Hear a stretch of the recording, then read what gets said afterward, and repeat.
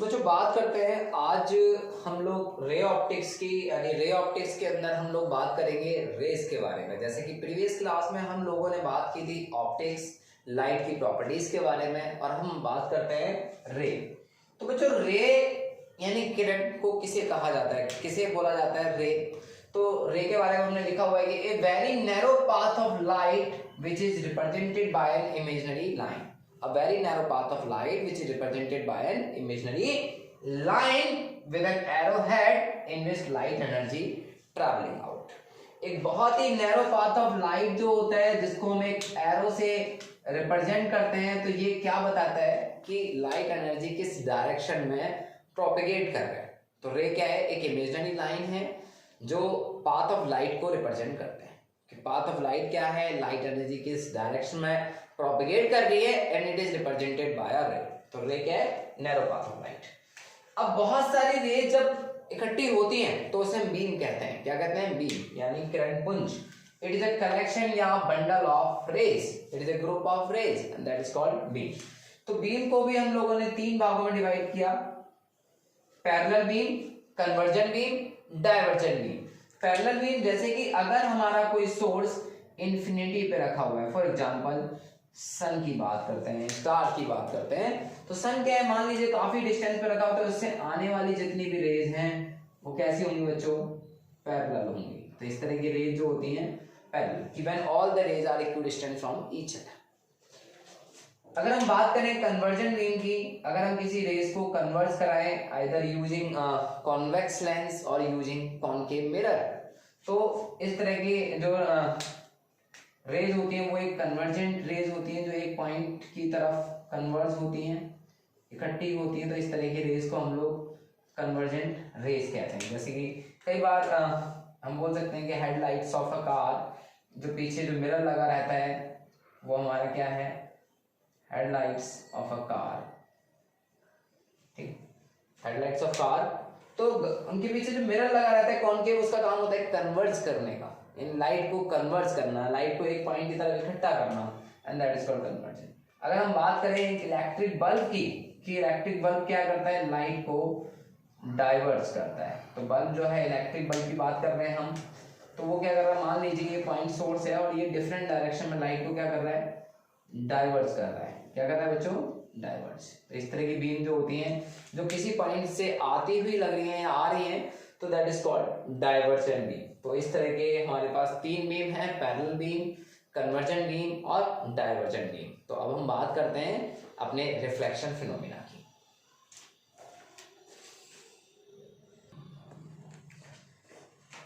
तो बच्चों बात करते हैं हम लोग लाइट के एक फर्स्ट फिनोमिना जो हमारे चैप्टर में दिया हुआ है, रिफ्लेक्शन। तो रिफ्लेक्शन का मतलब होता है बच्चों परावर्तन, कि जब लाइट किसी सतह से टकराती है और उसी मीडियम में टकराकर वापस आ जाती है, इस घटना को परावर्तन कहा जाता है, यानी रिफ्लेक्शन कहा जाता है। तो रिफ्लेक्शन का मतलब क्या है, it is the phenomena of bouncing back of light in the same medium on striking the surface of any object. जब लाइट किसी सरफेस से टकराती है और उसी मीडियम में बाउंस बैक हो जाए, तो उसे हम कहा जाएगा रिफ्लेक्शन। यानी रिफ्लेक्शन मतलब क्या है कि लाइट किसी मीडियम से टकराए और उसी मीडियम में वापस आ जाए। मान लीजिए this is a reflecting surface, कोई भी सरफेस हो सकता है reflecting, either it is smooth और rough, and this is the reflecting surface. अगर कोई लाइट हमारी इसी डायरेक्शन में यानी इसी मीडियम में आती है और इसी मीडियम में रिफ्लेक्ट होकर चली जाए, तो इस फिनोमिना को हम लोग रिफ्लेक्शन कहते हैं। ठीक है, इसको हमने दो भागों में डिवाइड किया गया, रेगुलर रिफ्लेक्शन जिसे हम कई बार स्मूथ रिफ्लेक्शन भी बोलते हैं बच्चों। इसे हम क्या बोलते हैं, स्मूथ रिफ्लेक्शन। आपने छोटी क्लास में सुना होगा स्मूथ रिफ्लेक्शन। और दूसरा होता है हमारा इरेगुलर रिफ्लेक्शन, यानी जिसे हम कहते हैं डिफ्यूज्ड। क्या बोलते हैं बच्चों, डिफ्यूज्ड रिफ्लेक्शन। अब रेगुलर रिफ्लेक्शन क्या होता है वो देखते हैं कि when a parallel beam of light strikes a smooth polished surface, it bounces off from it as a parallel beam. कि अगर पैरेलल बीम आती है और वो किसी सरफेस से टकराती है, तो एज ए पैरेलल बीम अगर वो रिफ्लेक्ट हो रही है, तो ऐसे रिफ्लेक्शन को हम लोग कहेंगे रेगुलर रिफ्लेक्शन या smooth reflection. And it occurs from a surface like looking glass, जो आप प्लेन मिरर यूज करते हैं, स्टिल वाटर एक रुका हुआ पानी, oil and polished metal surface, ये सभी आपके रेगुलर रिफ्लेक्शन शो करते हैं। तो बच्चों ये देखते हैं हम लोग, ये एक हमारा रिफ्लेक्टिंग सरफेस है और बहुत सारी लाइट रेज जो इंफिनिटी से आ रही हैं वो एक पैरेलल रेज होती हैं। तो जितनी भी पैरेलल रेज आती हैं एज ए पैरेलल बीम, तो जिस तरह से आ रही हैं और उसी मीडियम में वो एज ए पैरेलल बीम के पॉइंट तरह से रिफ्लेक्ट हो रही है किसी सरफेस से, तो that is called regular reflection. ठीक है, यानी हमने ये सिंपल देखा कि पैरेलल बीम आई और पैरेलल ही क्या हो गई, वो रिफ्लेक्ट हो गई। तो ऐसे फिनोमिना को हम लोग कहते हैं रेगुलर रिफ्लेक्शन। अब बात आती है कि इर्रेगुलर रिफ्लेक्शन यानी डिफ्यूज रिफ्लेक्शन क्या होता है, कि the phenomena due to which a parallel beam of light strikes a rough surface, कि अब यहां पर जो सरफेस होंगे वो रफ होंगे एंड गेट रिफ्लेक्टेड और scattered into different possible direction. यानी डिफ्यूज रिफ्लेक्शन में क्या है कि लाइट टकराकर डिफरेंट डायरेक्शन में स्कैटर्ड हो जाती है, इसे हम कहते हैं diffuse reflection. It occurs from wall, tree, wood and carpet etcetera. इस सभी में जो रिफ्लेक्शन होता है, तो कोई भी सरफेस स्मूथ नहीं है, जनरली वो कैसे होते हैं, रफ होते हैं। कैसे होते हैं बच्चों, ये रफ सरफेस है कोई, यहाँ पर जो भी चीजें आपको नजर आ रही है रूम में, ठीक है, तो ये भी सरफेस आपको देखने में प्लेन लग रहा है, लेकिन अगर आप इसे किसी मैग्नीफाइंग ग्लास यानी सिंपल माइक्रोस्कोप से देखेंगे तो ये भी उठा हुआ नजर आएगा। तो यहां पर क्या है कि जो भी लाइट रेज आती हैं, जितनी भी लाइट रेज आ रही है मान लो पैरेलल, तो वो आपकी डिफरेंट डायरेक्शन में स्कैटर हो जाती है आपकी। इधर कोई इस तरह स्कैटर हो रही है, कोई ऐसे स्कैटर हो रही है, इस तरह से डिफरेंट पॉसिबल डायरेक्शन में वो स्कैटर हो जाती हैं because of roughness of surface. But law of reflection हर जगह फॉलो होते हैं। लॉ ऑफ रिफ्लेक्शन मतलब कि मान लीजिए ये हमने एक परपेंडिकुलर लाइन ड्रॉ करी सरफेस के and that is called normal, इसको हम नॉर्मल का नाम देते हैं। तो जितना एंगल ये हमारा बना रहा है नॉर्मल के साथ, जो इंसिडेंट रे है, जो लाइट फॉल करती है किसी रिफ्लेक्टिंग सरफेस पे, दैट इज कॉल्ड इंसिडेंट रे, अ light which strike on a object. जो लाइट ऑब्जेक्ट से टकराकर जा रही है that is called reflected ray. ठीक है, तो जो एंगल नॉर्मल और इंसिडेंट रे के बीच में बनता है उसे बोला जाता है एंगल ऑफ इंसिडेंस।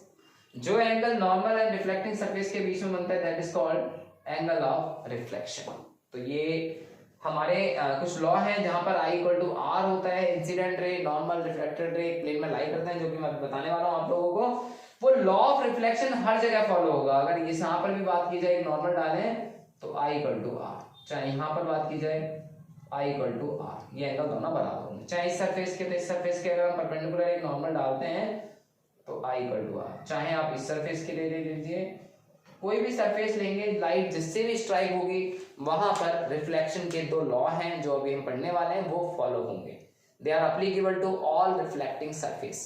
यानी जो भी चीजें आपको दिखाई दे रही हैं बिकॉज ऑफ रिफ्लेक्शन, यानी जब तक लाइट किसी चीज से रिफ्लेक्ट होगी ही नहीं वो आपको दिखाई नहीं देगी।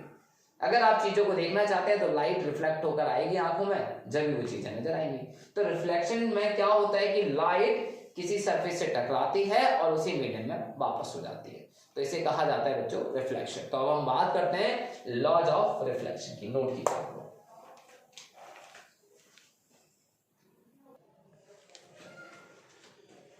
तो बच्चों बात करते हैं लॉज ऑफ रिफ्लेक्शन। जैसे कि अभी आपने पढ़ा रिफ्लेक्शन कि जब लाइट किसी सरफेस से स्ट्राइक करती है और उसी मीडियम में बाउंस बैक हो जाती है तो इसे हम बोलते हैं रिफ्लेक्शन, जिसमें लाइट की फ्रीक्वेंसी, वेवलेंथ और स्पीड किसी भी चीज में चेंज नहीं होता, क्योंकि लाइट उसी मीडियम में बाउंस बैक हो रही है, there will be no change of path of light.